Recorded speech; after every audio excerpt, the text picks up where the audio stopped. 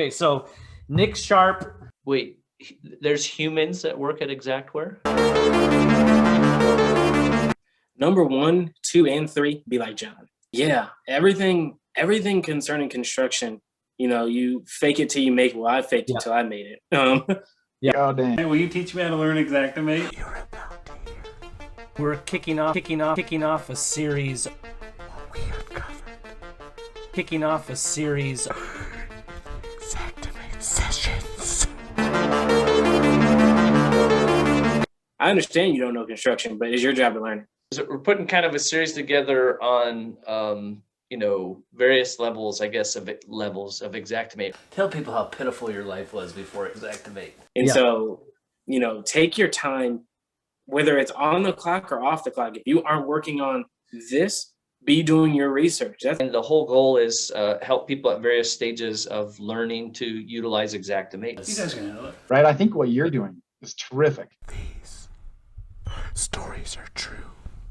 We're going to attack Xactimate from all different angles. Try to help you shorten your dang learning curve. Dang it! For personal and professional development. I never went into something saying I can't do this. It was always, man, this is going to be an awesome challenge. I can't wait to learn it. And once I learn it, I'm going to try and be the best at it. Yeah. This is especially designed for startup phase owners and managers working to elevate their team. No, I actually think that was a good list. It's pretty thought-provoking. We got to call you out. Obviously, those who can't do, teach. So at some point, I'm imagining Jeremy called you in and he said, Nick, we're either going to have to fire you or turn you into a trainer. And you said, well, I'll be a trainer, right? Well, dang it.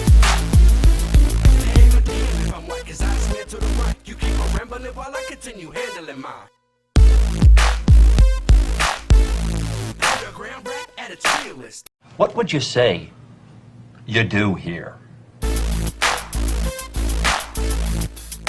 Okay, so Nick Sharp. So far. Keep expanding your knowledge. Don't stay stagnant.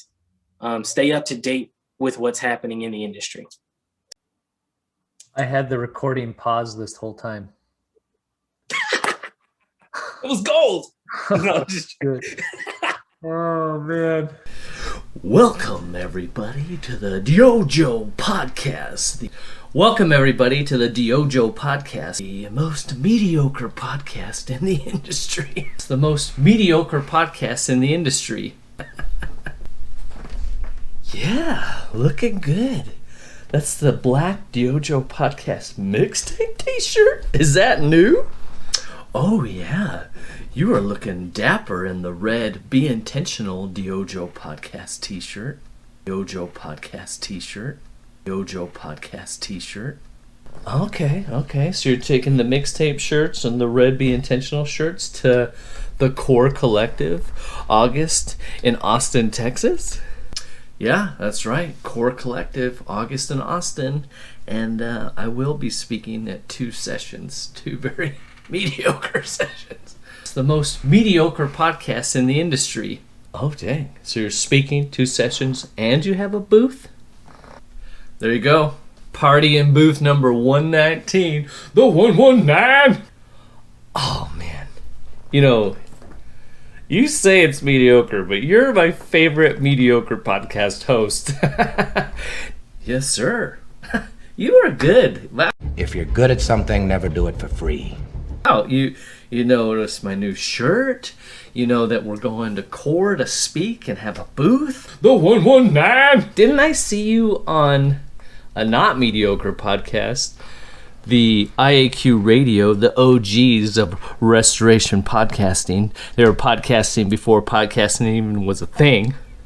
Different. There's one example. The Ultimate Warrior will come up from time to time, or other things. Tell us a little bit about your reasoning behind the way you do the DYOJO podcast.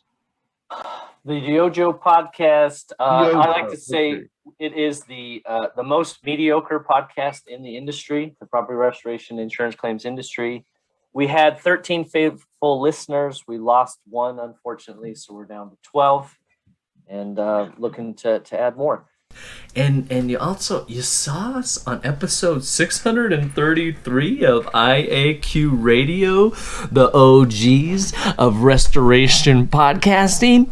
Can you shut up? I'm not very good at it, but it's fun to do and time consuming. Do you think the younger generation prefers that as opposed to the way, a lot of talk shows have been historically? So I don't think all that much about like what people would like or wouldn't like. I just try to create the show that I would like. Can you shut up? Can we get to the show? Who can work with this guy? In this ongoing series on, learning and elevating your skills in Xactimate. Okay, so Nick Sharp. How far back did we go? All of it. All of it. All of it.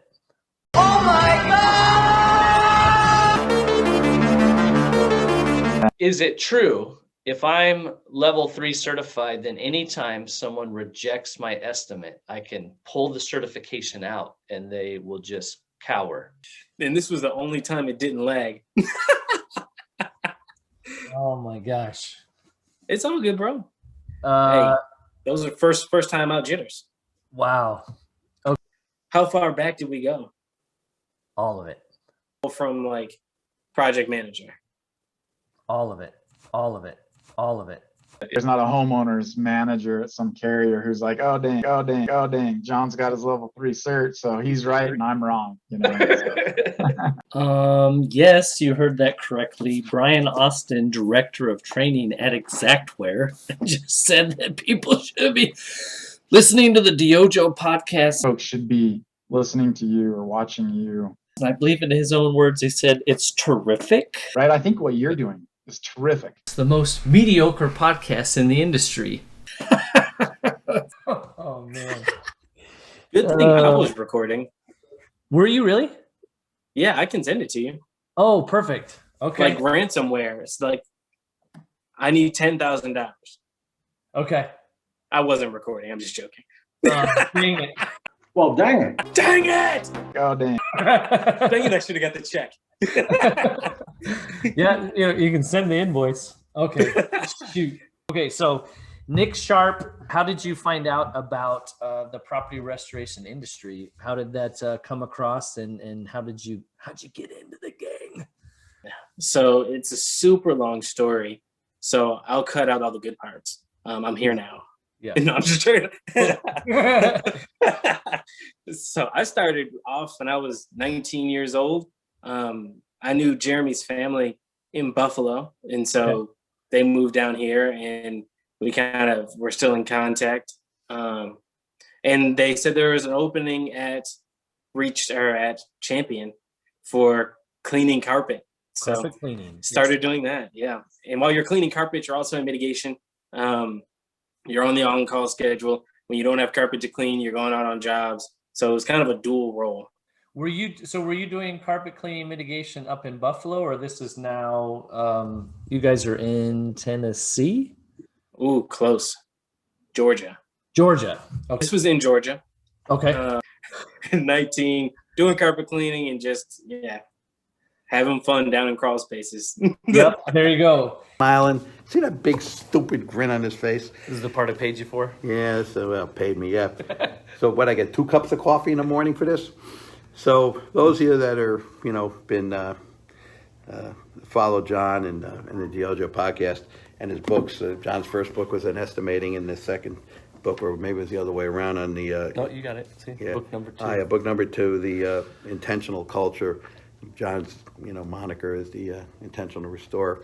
You said you stumbled across the book at just the right time. He grammed me. This book, John, it gave me an inspiration. Dang. It is a playbook in how you can progress on.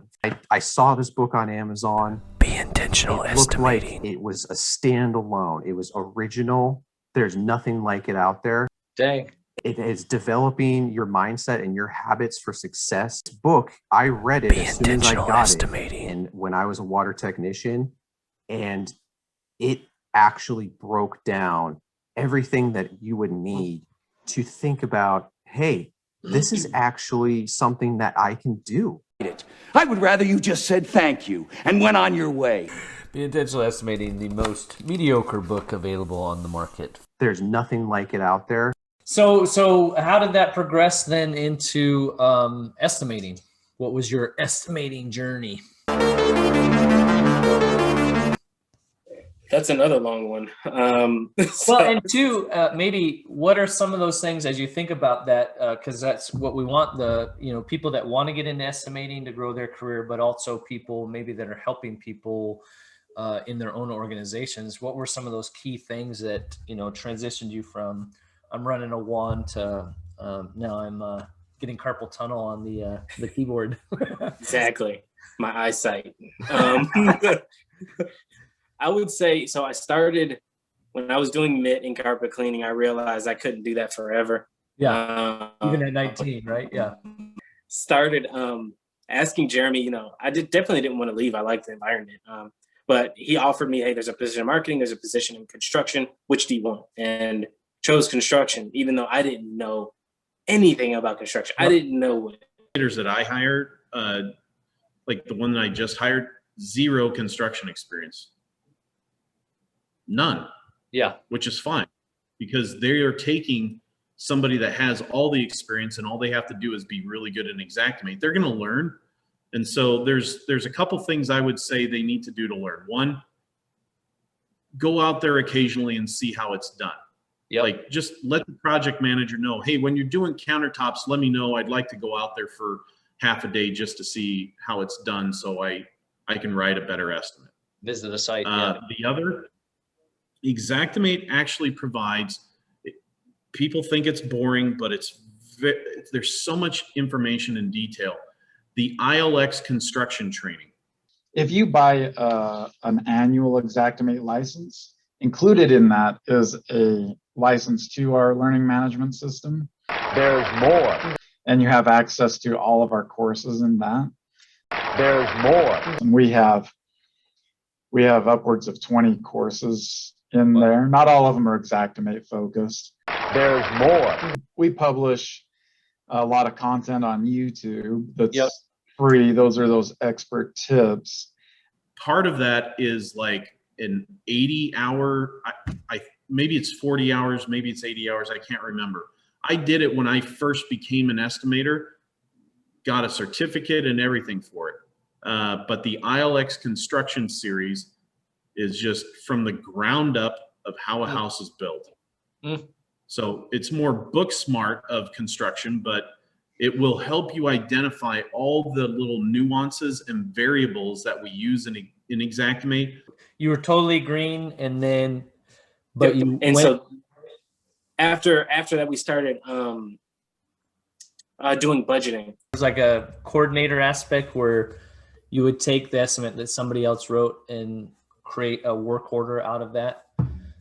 Right. Yeah. So we would use Xactimate to create work orders, basically take out everything that this person wasn't doing and leave it like that, and then put it in our Excel spreadsheet that Jeremy developed. I gotcha.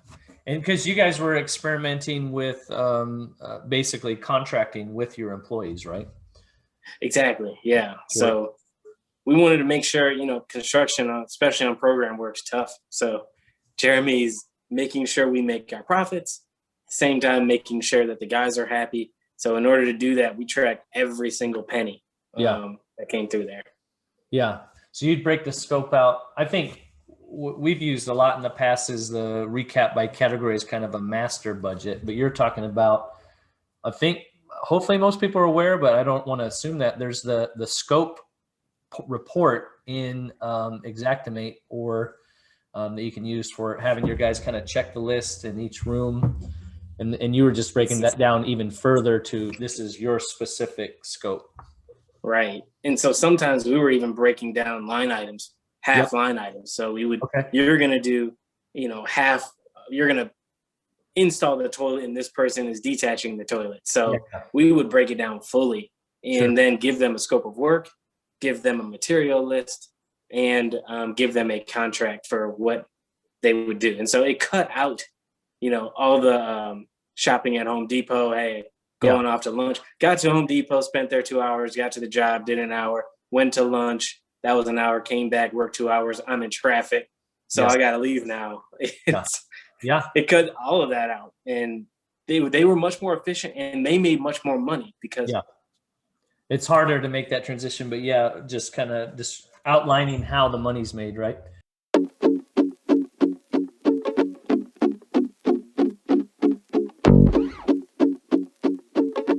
What if my heart stops beating? What if I'm looking for a bathroom, I can't find it, and my bladder explodes? Valid points, Bob. You think about this, a guide to living life one step at a time. I was able in 2020 to publish a book of my own. Hopefully that talks about the baby steps of developing the right mindset and habits for yourself and your team to succeed with estimating property insurance claims. This is in no way the prescriptive manual for anything related to estimating or Xactimate or any of those things, but hopefully it will help, and we've received mostly positive feedback that it has helped people develop the right mindset and habits. Our friends Eric Sprague and Larry Wilburton went so far on their podcast, The Blue Collar Nation, to say this would have been required reading in their company, because when a lackluster estimate is written, it ripples through the company. It creates trouble for the project managers who have to implement that job. It creates trouble for the subs and the technicians and carpenters that have to work off of an improperly written scope, a poorly written scope.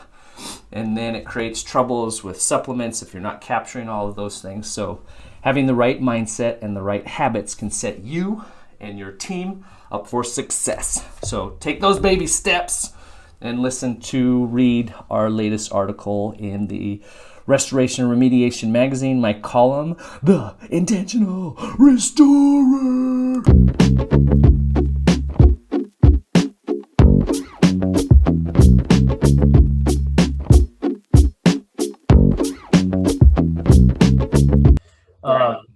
It's crazy. I'm sure you come across it a lot, how many people don't use Xactimate to its fullest as far as like extrapolating the budgetary, whether it's recap by category or even the components, which we all know your materials list is super important right now. If you aren't doing that, do it. Start now. Yeah. But I think you said when we were talking previously, as you're learning Xactimate, YouTube, Google, just kind of anything you could do to help not just learn Xactimate, but catch yourself up to speed with the construction process, right? Yeah, everything concerning construction, you fake it till you make it. Well, I faked it till I made it. I was talking to homeowners all day, and it was, absolutely, we're going to come back and install shoe mold. Yeah. The heck is shoe mold? Yeah. So, I mean, I was, a 20-year-old kid. I had no clue. But it was Jeremy told me this too. He was like, look, I understand you don't know construction, but it's your job to learn it. And so, take your time, whether it's on the clock or off the clock. If you aren't working on this, be doing your research. That's never stop learning. And man, I learned so much. Just sat there and listened to the guys in the office, sat there and listened to the workers, went out on site with them, and they showed me stuff. And then if I still didn't know, I'll be back. I was on the computer, I was reading a book, whatever. Yep. Well, that's what DYOJO. And it was similar with Xactimate. Our tagline is, shorten your dang learning curve, but you still have to friggin' learn, right? I mean, you have to, people can help you, but you still have to learn it. So, yeah.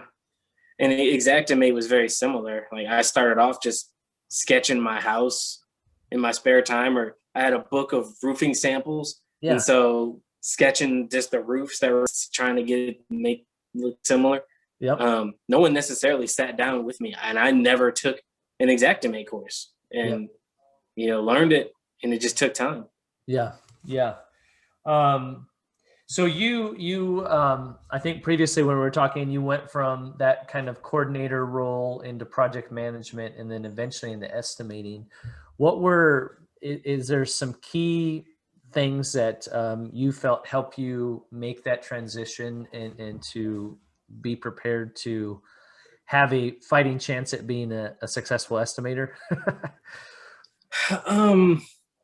Yeah, I would say, once again, you can be afraid, but don't limit yourself. Yeah.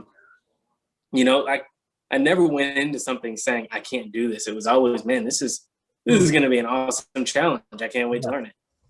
And once I learn it, I'm going to try to be the best at it. Yeah. Even to this day. I might suck at it for a while, but I can get it. Exactly. Yeah. And that's okay if I suck at it. Hopefully the manager's good with that. So we got to call you out. Obviously, those who can't do teach. So at some point, I'm imagining Jeremy called you in and he said, Nick, we're either going to have to fire you or turn you into a trainer. And you said, well, I'll be a trainer, right? I mean, is that pretty accurate? I mean, we're basing that. Actually, no, he just fired me. We're out. No. Done. And then, please, can I do something else? Isn't there anything? Yeah. So I was estimating at the time, and it wasn't for Jeremy's company. They sold the construction side. They only do MIT. And so he came to me and just said, hey, I got an idea. We have a lot of, there's a real need for an estimating class. There wasn't a lot of estimating classes out there. There were Xactimate courses, but not classes on estimating, and certainly not on negotiating at the time. This is almost 6 years ago. Yeah. And so I say, I know the mitigation side. I know the negotiating side. You know the negotiating side and the Xactimate side. And so combine those things together and we'll make an awesome class. Yeah. And I was petrified, man. I was still estimating at the time. And so I would teach half the class. And when I wasn't teaching, I'd sit at a desk and crank out estimates. That's a career tip, right? I mean, you gotta get busy, and it's gonna take it. Usually, it takes proving that you can do it before you can jump into it, right? So that, like we've said, a lot of this is designed for people either starting out in Xactimate, starting from scratch, maybe a new business owner, or a manager teaching other people. So is Reets a place where someone can go, I have no experience or little experience, and learn Xactimate and estimating from the resource library that you have? Will you teach me how to learn Xactimate? Absolutely. And we designed our Estimate Pro series, self-paced training for X1 go along with them. And those teach you the basics. And that program is $8.99 on our site. That's $8.99. For DYOJO listeners only, right? Yeah, exactly. What'd you say, Jeremy? Oh, I'm fired? Now you really are fired. Yeah, you're out. It's the Global Watchdog here, Pete Consigli, on the road with the DYOJO Podcast and John Isaacson, the original intentional restorer. I'm like a ham when it comes to it. I'm like a natural art. I don't even need any prompts. But it's all about having the dialogue. So if there's one dialogue that you should spend more than 15 minutes on, I'm going to call David Princeton, Advocate Claim Service. Ring, ring, ring. The way I kind of like to say this, you might save 15% in 15 minutes, but you're probably going to spend 30 to 40 grand because of it. Yeah. It's that conversation with your insurance broker. Have the conversation. If you are buying insurance for your business by pointing and clicking through an internet web interface. Come on, you adorable computer, please work your magic. There we go. Stop. Stop it. Stop. Get some help. At the time of loss, it's not going to come out where that 15% is going to cover anything you're now absorbing. Stop. Well, you want to make sure asking to compare apples to apples, right? It's cheaper. Always ask the question why. And it's not so much that it's even apples to apples, right? You can have a lot of different variations of apples. Yeah. It's about knowing what you need for the recipe. Stop. Find a local agent that knows about business risks and buy it through them. Can I talk to David Princeton? You got him. Have the conversation. David Princeton, Advocate Claim Service, ACS for short, insurance nerd. What are your top 3 tips for property restoration contractors with regards to insurance? Number 1, most likely if it's on your scope of work and you're self-performing it, it's not covered by your general liability policy. Insurance nerd. Number 2, know what you're signing in your own contracts or in contracts with other contractors. What is this, amateur hour? Number 3, ask about coverage enhancing endorsements. Insurance nerd. Advocate Claim Service. David, we've got a problem over here.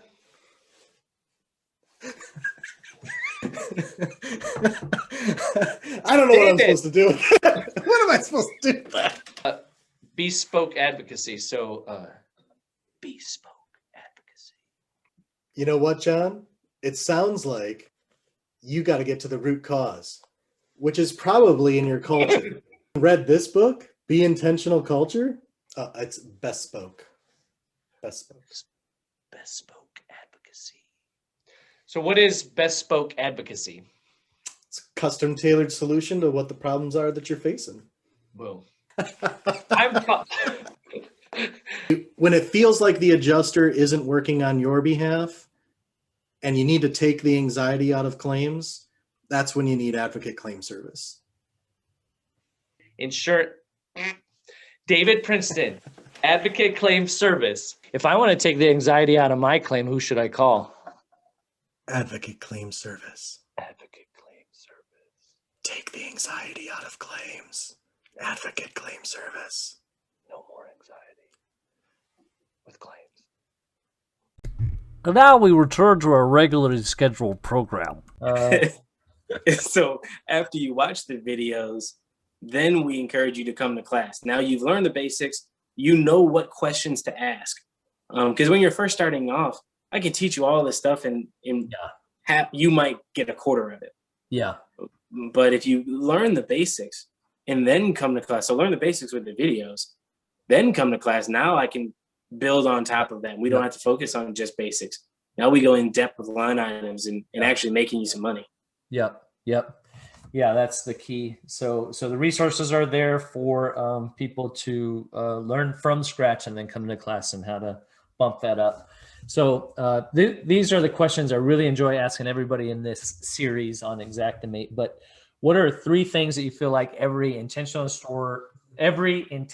restorer needs to shape their mindset and habits to elevate their Xactimate game? Number 1, 2, and 3, be like John. He's it's actually the opposite. You know, take whatever John's done and do the other thing. Well, don't be like me either. So shoot, we're all lost. No, I'm just. I would say number one, thinking of the MIT side, learn your S500 and get certified. Yep. There are a lot of estimators that don't take WRT or don't take ASD. Your estimator should know as much, if not more, than your technicians. And so they should have that S500 right on their desk. It should be underlined, studied, notes on there, Post-it notes. It's a living document. So I encourage you to have that. Certifications and know your S500 is number one. Yep. So is it Robert Murray? That's correct. Yes. Is it? Did I nail it? Okay. You did. So not only are you a lover of all things, but a lover of the industry, and you just tell us about, you just wrapped up your triple IICRC master. You got the water, fire, and textiles, right? So yep. You haven't been sleeping for the last 5 years. You're just studying. What happens if we train our people, we invest in them, and then they leave? And then the other manager wisely says, well, what happens if we don't train them and then they stay? What is your response, Robert Amore? Well, I think the first question comes from a place of fear. So if you think they're going to leave, you got to take an internal look at yourself and see, well, why would they leave? If I get them trained, why would, if everything is good as far as, conversation and a culture, why would they leave? Yeah. And if we don't train them and they stay, then ultimately the customers will be affected because you might get some people that might be able to do most of the job, but when it comes to putting it all together without the training or the classroom, you're not gonna be able to put it together. Yeah. And then number two, I would say don't limit yourself. Don't limit yourself and say, I don't know this, just keep on going. Don't limit yourself to only knowing Xactimate or only knowing mitigation, or try to learn as much as you can always. And you can reach out to people like you or me on Facebook, social media, those platforms are there. And just constantly keep on learning. And I would say also with the technology portion of it, keep learning with that too. Yeah. Because it's changing. And I was doing it was all paper and pencil. And now it's iPad with Xactimate Mobile and a disto or LiDAR, which you point it at a wall and create your rooms, or you have DocuSketch and Matterport, which are amazing tools. Love this. So we're here live at RAA 2021. We're back to in-person meetings. We're down in Florida. I was very resistant. So we're at the DocuSketch booth. We use this tool every day in our restoration business. It's been a godsend, as far as getting in and getting out, getting the 360-degree tours that you can provide your team as well as the adjusters. This is the Ricoh Theta 2 that we use with DocuSketch. That puppy is a game changer. A discount code, DYOJO1, and that gets $200 off the initial kit, right? Yeah. Anybody there in DYOJO land? What are you doing? I'm sketching, duh. I'm sketching. Dad is not sketching. Dad is not sketching.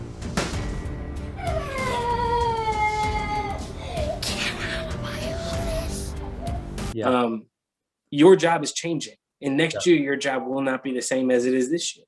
Yep. And in 5 years, your job will not be the same as it is now. So we always have to be looking out for what's changing, what's next. Yeah. Number three, it's okay to make mistakes. You're especially while you're learning, but just don't stop. Keep learning. Yeah. Learn to really dig deep into Xactimate. Eventually, nobody expects you to do that up front, but figure out the basics and then keep on expanding that. So what's happening this month with Xactimate? Do we have new line items out that are going to affect my job? It's my job to know that. Yeah. So keep expanding that. Don't just stay stagnant with, this is my scope of work, these are my macros. Yeah. Keep looking for other things, listening for other things even. There's a big thing on pricing right now. Yeah. Should we be changing our pricing? Yes or no? Have those discussions with the manager. They may not even know what's happening. Yeah. Tell them about the AGA and the RIA. Tell them about the AGA and the RIA. Tell them about the AGA and the RIA. We are at the Restoration Industry Association 75th Anniversary Convention and Expo. Just realize how bad the optics are here. With a lawyer with the shark right over his shoulder.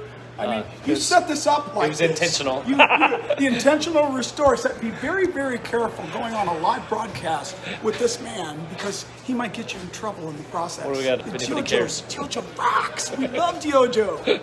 It's the most mediocre podcast in the industry. The amazing things they're doing. You're tell them about how we can adjust pricing using the pricing editor in X1, and show them that. And now you're making yourself valuable. Yeah. And another, I guess this is 4. Yeah. I'll Hey. stick with it. Okay, Bonus. 4. Bonus. Bonus. P.S. I would say when you're looking at your estimates, don't just be data inputters. Like don't just write, hey, this is on my scope, and so this is the only things I can put it in.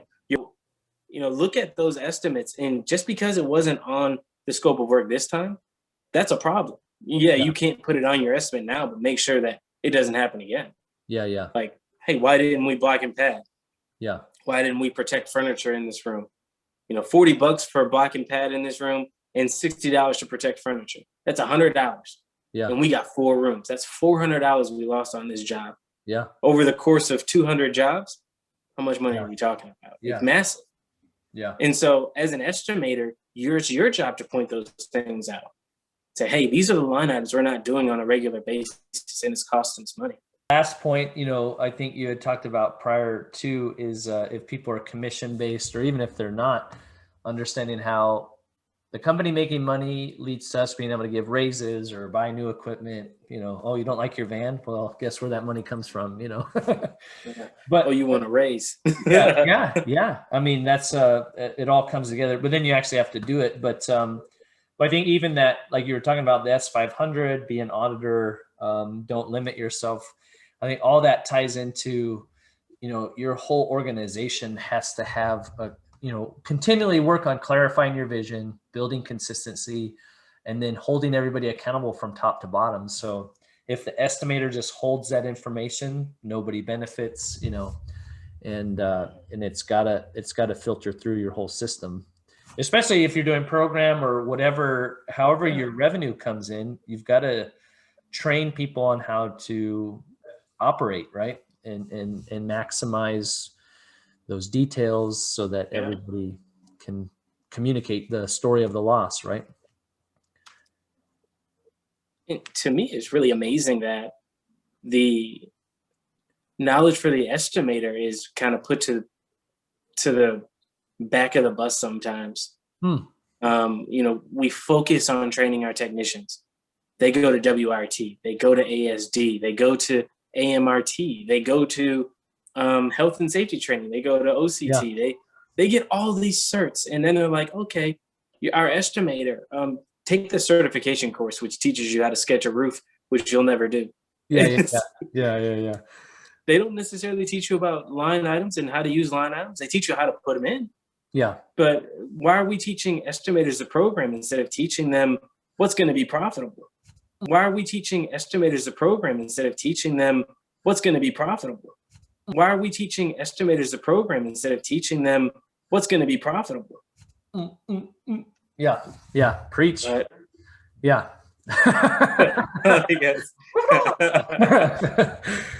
Yes!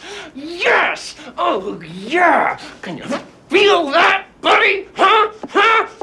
That's like it's funny because I think I've seen a lot of it go the other way, where there's too many eggs in the estimator basket, and maybe that guy doesn't know crap, right? And then they're trying to tell the technicians, and a lot of the courses just kind of confirm what a lot of people learn over time, right? If you've been doing water damage, you kind of realize, oh, if I do this, it works better.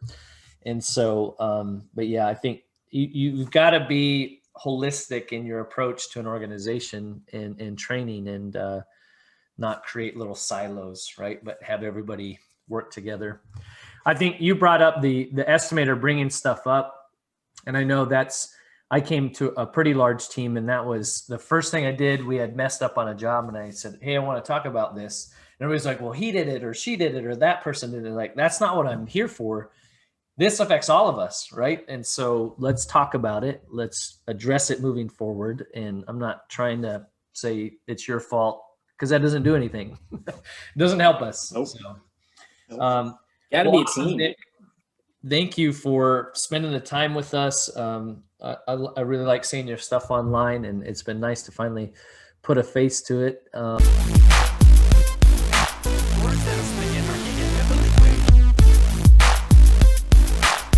Oh, now you're gonna freeze? You got nothing to say? What was the question, John? I'm sorry. It was funny because your face froze like this. It was like, oh, you got nothing. Any closing thoughts for the tens of listeners?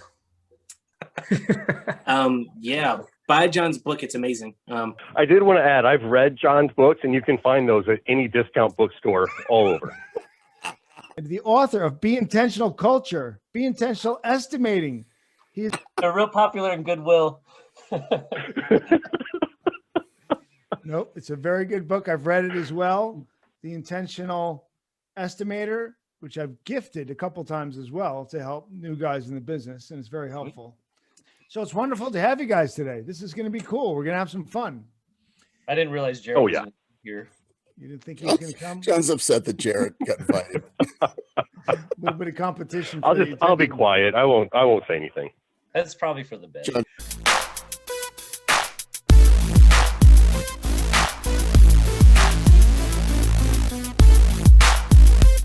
Trying to get the second one. Oh, froze a minute. So I enjoyed reading the estimating book. It brought me back. So did I hear you right that next to the Bible, John's Be Intentional Estimating is the book of choice for Nick Sharp? Yes, that's exactly what you heard.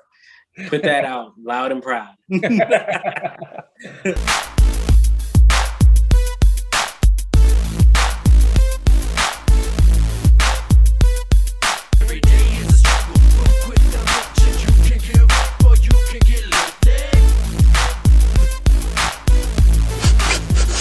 This is the stupidest thing I've ever heard. I'll edit this part out. This is great, John. I think what you're doing is terrific. Well, dang it. Dang it! Oh, dang. Dang it. Right? I think what you're doing is terrific. To help train on how to use those. This guy ever shut up. There's a lot of work Shut that goes up, on behind the dude. scenes, No and one sometimes it's cares. so behind the scenes No that one we don't cares, see bro. In my mind, you know, I think you got to recognize where things have come from before you can kind of really formulate what you want to do to help it move forward. And This is the Founding Fathers of Restoration magazine, print edition, March 2007. But one of the things that I want to do for John, since he's a new young historian, is I have a handful of copies of the original article. So what Cliff said while you were on stage, the key to growth is community. And I think that's a really good, you know, if you're going to be a community member, especially if you're moving into a new community, you know, it's not come in all guns blazing.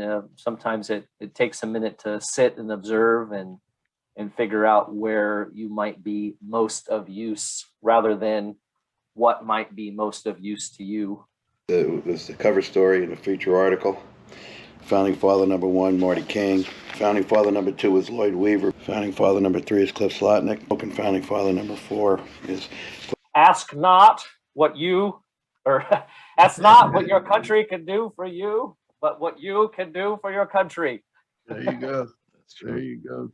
Cliff, any final questions, thoughts? No, I thought that it's fun, and publicly, again, you mentioned it in trust, John, and it's important. And trust is really only gained 2 different ways. I think number 1, it's gained one-on-one, and then sometimes it can be gained if I trust Pete and you trust Pete, then we kind of trust each other. And I'm going to present this to you as the historical legacy. I'm trusting this to you as the grand poobah of the DYOJO Nation. Here you go. Thank you, Pete. I've learned. I've learned to trust you, and I feel bad that I was a little aloof, but I was busy. So just know it wasn't personal. It's I think it does take some time to pierce the veil. So Well Well, said. Pete, I think Pete gave me a really good compliment. He said you're a persistent bastard. So I take that. I take that with honor. I guess it's better than an ignorant one, huh? There you go. There. Special. Ready?